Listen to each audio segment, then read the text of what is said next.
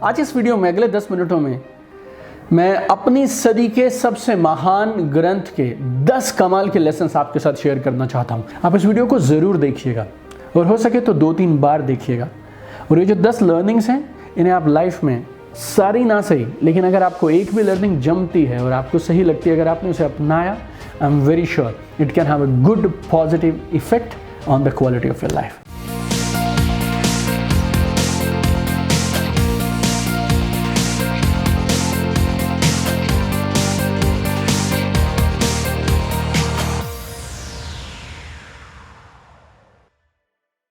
एक ऐसा ग्रंथ है जिसके बारे में हम सब लोगों ने बचपन से पढ़ा है, जिसके बारे में आज भी कई सैकड़ों सालों के बाद बहुत सारी बातें की जाती हैं, जिसके बारे में चर्चा की जाती है। बहुत सारे टीवी पे उसके बारे में एपिसोड्स और सीरियल्स आए और ग्रंथ का नाम है महाभारत।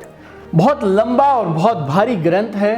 टीवी पे एक सीरीज आई महाभारत की और कई महीनों तक और कई सालों तक उस सीरीज को दूरदर्शन पे चलाया गया और बहुत अलग अलग चैनल्स पे चलाया गया। आज इस वीडियो में अगले 10 मिनटों में मैं अपनी सदी के सबसे महान ग्रंथ के 10 कमाल के लेसन्स आपके साथ शेयर करना चाहता हूं।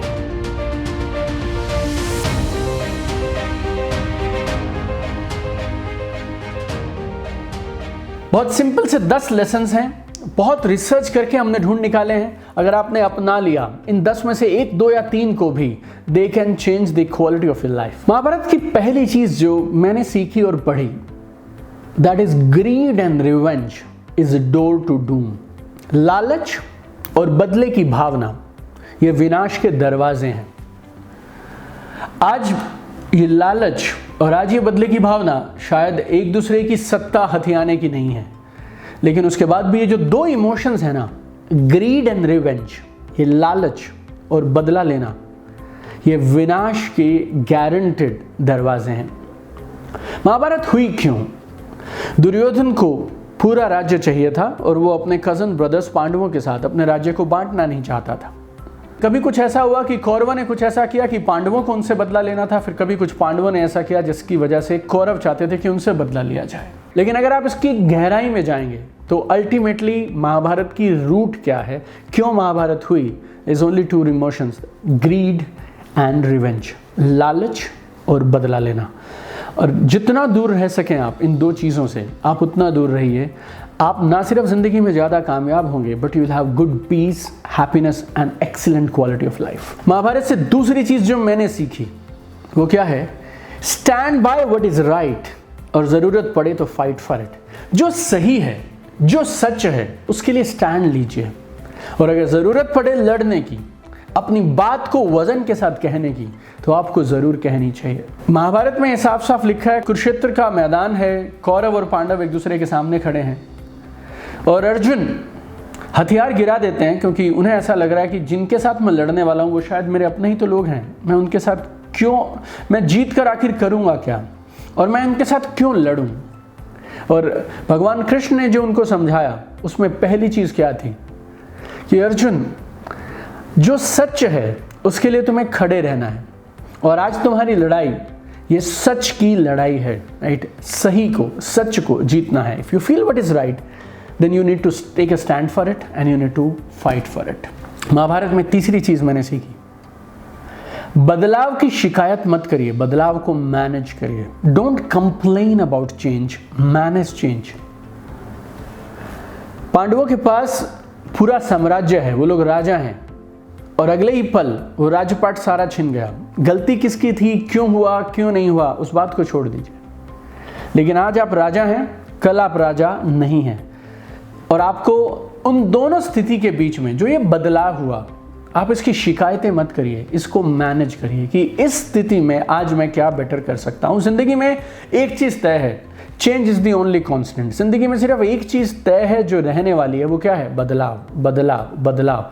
बदलाव के बारे में शिकायतें मत करिए, ऐसा क्यों हुआ, वैसा क्यों हुआ, मेरे साथ ऐसा क्यों हुआ, हमारा बिजनेस बढ़िया चल रहा था, कोविड क्यों आया, मैंने तो मेरी टीम में कुछ लोगों को रिक्रूट कर दिया था, वो बोल रहे थे वो अच्छा बिजनेस करेंगे, फिर वो छोड़कर क्यों चले गए, मेरे बॉस ऐसे क्यों है, मेरी टीम ऐसा क्यों है, मेरे सेल्स टारगेट ऐसे क्यों है, मेरी फैमिली ऐसा क्यों है, क्यों चीज़ें सेम नहीं रहती। We all are working for one thing, या चीज़ें सेम रहनी चाहिए, चीज़ें सेम रहनी चाहिए। लेकिन मैं आपको एक चीज़ की गारंटी देता हूँ, चीज़ें कभी भी सेम नहीं रहेंगी, बदलाव होता रहेगा।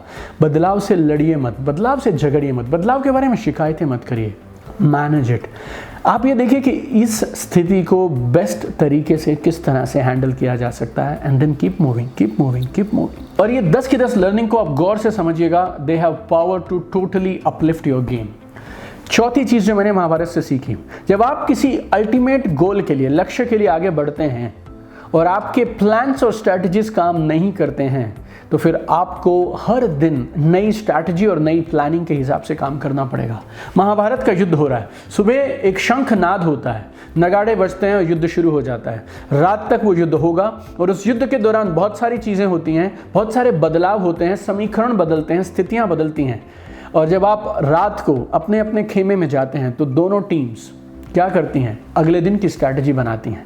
आपको लगा था ऐसे होगा, ऐसा नहीं हुआ, तो लक्ष्य को मत बदलो, काम करने का तरीका बदलो। हमेशा मैंने आपसे कहा है, जब भी आप किसी लक्ष्य को लेकर आगे बढ़ेंगे ना, सब कुछ आपके प्लान के हिसाब से नहीं होगा। अगर प्लान ए ने काम नहीं किया तो बी पे आइए, सी पे आइए, डी पे आइए, ई पे आइए। अगर आपने महाभारत को टीवी पे देखा है या फिर उस ग्रंथ को पढ़ा है, हर दिन की लड़ाई के बाद रात को दोनों खेमों में क्या होता था, स्ट्रैटेजीज बनाई जाती थी, प्लानिंग बनाई जाती थी।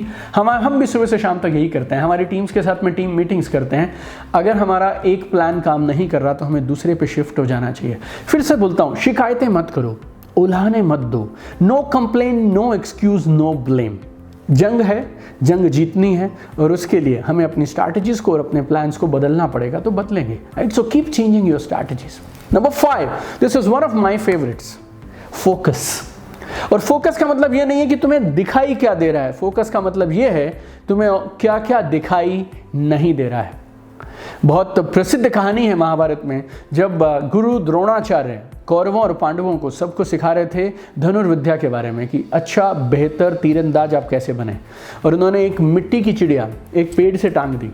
और आप गौर से समझिएगा, आपने शायद ये कहानी पहले भी सुनी होगी, लेकिन आप इस एंगल को समझिएगा, इस पर्सपेक्टिव को समझिएगा। हर बार जो भी बच्चा अपना धनुष और बाण लेकर आ रहा है, उस चिड़िया की आंख पे, उस मिट्टी की चिड़िया की आंख पे निशाना लगाने के लिए, तो गुरुजी पूछते हैं बेटा क्या दिख रहा है? वो बोल रहा है चिड़िया की आंख दिख रही है। और गुरुजी पूछ रहे हैं और क्या दिख रहा है? फिर वो बोलता है कि सर मुझे पेड़ भी दिख रहा है, मुझे आसमान भी दिख रहा है, मुझे बाकी बच्चे भी दिख रहे हैं और पीछे दूर एक झोपड़ी भी दिखाई दे रही है। फोकस का मतलब ये नहीं है मेरे दोस्त कि तुम्हें क्या क्या दिखाई दे रहा है, फोकस का मतलब एक और है। फोकस का मतलब ये है तुम्हें क्या क्या दिखाई नहीं दे रहा है। जब अर्जुन की बारी आई, उस सेम स्थिति में अर्जुन बोलते हैं मुझे गुरुजी चिड़िया की आंख दिख रही है। गुरुजी बोलते हैं और क्या दिख रहा है? बोलता है गुरुजी और कुछ नहीं दिखाई दे रहा, सिर्फ चिड़िया की आंख दिखाई दे रही है। Please understand my point. जब आप किसी लक्ष्य के पीछे काम करते हैं ना, तो आपको बहुत सारी डिस्ट्रैक्शंस हटानी पड़ेंगी, बहुत सारी चीज़ों को जिंदगी से साइड करना पड़ेगा, then only you can achieve your goal. पिछले करीब 2 दशकों से, 18-20 सालों से मैं लोगों के साथ काम कर रहा हूँ। 12 लाख से ज़्यादा लोगों को मैंने ट्रेन किया है। पीपल नो एवरीथिंग, उन्हें सब मालूम है, साफ साफ दिखाई दे रहा है जाना कहाँ है। लेकिन प्रॉब्लम पता कहाँ आती है? साथ साथ ये भी दिखाई देता रहता है कि क्या क्या नहीं करना ना, वो भी दिखाई देता रहता है। जहाँ नहीं जाना वो भी चीज़ों को हम सुनते रहते हैं। Sometimes you need to close your eyes, you need to stop your ears from listening and seeing whatever is not good for you, whatever is not gonna help you achieve your goal. Number 6, very important, your company will make you or break you. Your company, आप किसके साथ उठते बैठते हैं? आपके दोस्त और आपके सलाहकार या तो आपको विनाश की तरफ लेके जाएंगे या आपको विजय की तरफ लेके जाएंगे। जब जब आपको युधिष्ठिर दिखाई दिए, पांडव दिखाई दिए, उनके साथ कौन दिखाई दिए? आपको भगवान कृष्ण दिखाई दिए। जब जब आपको दुर्योधन, दुशासन और कौरव दिखाई, उनके साथ कौन दिखाई दिए? शकुनी मामा दिखाई दिए। शायद अगर शकुनी नहीं रहते तो महाभारत नहीं होती। दुर्योधन ने किसकी सुनी और युधिष्ठिर ने किसकी सुनी, इस बात से निर्णय हुआ कि किसका विनाश हुआ और कौन बाद में राजा बने। राइट, सो आपके सलाहकार, आपके एडवाइजर्स आपका भविष्य निर्धारित करते हैं। Choose your advisers very very carefully. 7वीं चीज जो आपको महाभारत से जरूर सीखनी चाहिए, ये खास है और अगली 3 और खास हैं। Little knowledge is dangerous thing. थोड़ी जानकारी आपको भारी पड़ सकती है और आपको उसकी कीमत अपनी जिंदगी से चुकानी पड़ सकती है। अभिमन्यु चक्रव्यूह में जाना कैसे है ये जानते थे, लेकिन वापस कैसे आना है ये नहीं जानते थे। परिणाम क्या हुआ? वो चक्रव्यूह में घुस तो गए लेकिन बाहर नहीं आ पाए, and he died on the spot. और इनकी शहादत क्यों हुई? Little knowledge is dangerous thing. खास तौर पे जब आप डायरेक्ट सेलिंग के बिजनेस में जाते हैं, ये बात आप गौर से समझिएगा। डायरेक्ट सेलिंग के बिजनेस में आप बाय चांस आ तो सकते हैं, लेकिन बाय चांस आप कामयाब नहीं हो सकते हैं। 100 में से 99 लोग जो डायरेक्ट सेलिंग बिजनेस में आते हैं और छोड़कर चले जाते हैं, उसकी वजह पता क्या है? वो ये सीख ही नहीं पाते कि इस बिजनेस को आखिर करना कैसे है। ये बिजनेस टाइम पास के लिए नहीं है यार। आपने कुछ प्रोडक्ट खरीदे, आपने कुछ टूथपेस्ट, सोप, शैम्पू, जूस, मसाले या कुछ खास प्रोडक्ट खरीदा और बस आपको लगा अब आप करोड़पति बन जाएंगे। This is not the way to do business my dear friends. 100 में से 99 डायरेक्ट सेलर्स सिर्फ इस एक उम्मीद पे चले हैं, एक इंसान को पैसा आया था, मुझे भी पैसा आया था। अरे ये तो समझो मेरे दोस्त उसने किया क्या है, और जो उसने किया आज से 15 साल पहले, क्या आप 2022, 23, 24, 25 में वो सेम चीजें कर आगे बढ़ सकते हैं? No, if you are really serious about anything, my dear friends, then you need to learn, you need to master new skills, tools, mindset, strategies, emotional mastery and so many new things जिससे आप उस चीज़ में, उस लक्ष्य में कामयाब हो पाएंगे। एक इंजीनियर बनने के लिए आपको कई सालों के लिए सीखना पड़ता है, डॉक्टर बनने के लिए आप कई साल लगाते हैं, MBA करने के लिए, CA बनने के लिए कई साल लगाते हैं, तो वो डायरेक्ट सेलर आप बिना सीखे कैसे बन जाएंगे? One of the biggest reasons why people are failing in direct selling, they are not willing to invest time and money into quality education। गौर से समझिएगा, 100 में से 99 डायरेक्ट सेलर्स फेल क्यों हो जा रहे हैं और आज कई सालों के बाद भी या तो छोड़ गए या स्ट्रगल कर रहे हैं, क्योंकि वो सही एजुकेशन में पैसा और समय इन्वेस्ट करने के लिए तैयार नहीं है। Little knowledge is dangerous thing. 8वीं चीज जो मैंने महाभारत से सीखी, यूनिटी स्ट्रेंथ, एकता में बल है। आपने पांडवों को कभी भी देखा होगा, साथ थे, हमेशा साथ थे। भगवान कृष्ण उनके साथ थे और ये 6 लोगों की टीम ने असंभव सा दिखने वाला काम करके दिखा दिया और हर बार जीतते चले गए। क्यों? बिकॉज यूनिटी इज स्ट्रेंथ, एकता में बल है। Right, so you should have some friends, some people, some relatives, some siblings, wherever you are there my dear friends. Right, unity is strength. Mahabharat से 9वीं चीज जो आप सीख सकते हैं, फ्रेंडशिप इज लाइफलाइन। जिंदगी में पैसे अगर आपने खो दिए ना, तो शायद कुछ खास नहीं खोया आपने, दोबारा कमा लेंगे, लेकिन अच्छे दोस्त जिंदगी में अगर आपने खो दिए, then you lost everything my dear friends. Mahabharat में जितना रोल पांडवों और कौरवों का है, उतना ही रोल पांडवों के दोस्त और कौरवों के दोस्त का भी है। पांडवों के दोस्त कौन थे? अर्जुन के दोस्त कौन थे? भगवान श्री कृष्ण। और ऐसा पल जब अर्जुन शायद युद्ध लड़ने के लिए तैयार भी नहीं थे, उस समय उनके दोस्त ने उनको दोबारा से तैयार किया ताकि वो उस युद्ध को लड़ सकें। और रोल क्या निभाया उन्होंने अपने दोस्त के लिए? सारथी। भगवान जिसके सारथी हों उसे कौन हरा सकता है? राइट, ये है दोस्ती।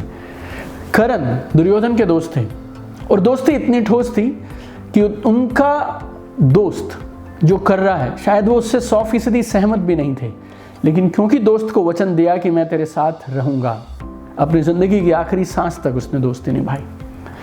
अगर हमें जिंदगी में कर्ण और कृष्ण जैसे दोस्त मिल जाएं, we are unstoppable in life. So value people in your life. And 10th and last, it's a very special character in Mahabharat. उसका नाम है एकलव्य।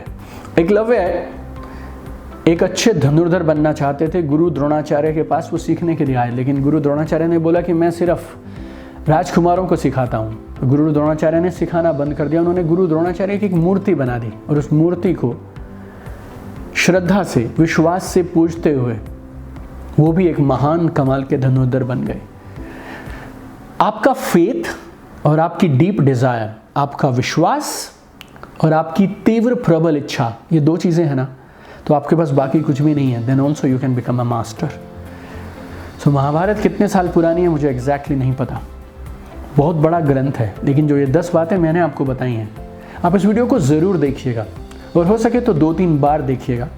और ये जो 10 लर्निंग्स हैं, इन्हें आप लाइफ में सारी ना सही, लेकिन अगर आपको एक भी लर्निंग जमती है और आपको सही लगती है, अगर आपने उसे अपनाया, I am very sure it can have a good positive effect on the quality of your life. I have one dream, I want to see at the top. Keep shining, चमकते रहिए, आसमान की ऊंचाइयां छू लीजिए। God bless you.